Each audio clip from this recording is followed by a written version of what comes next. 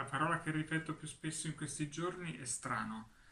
Ripeto strano agli amici che mi domandano com'è, come sto, come sia la città.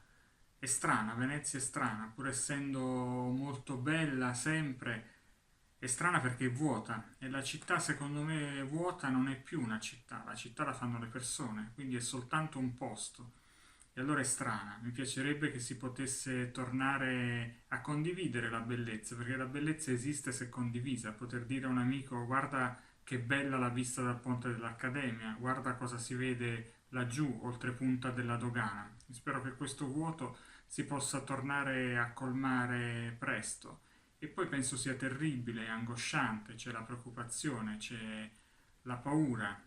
Non so se ne usciremo migliori quando tutto finirà, come qualcuno dice.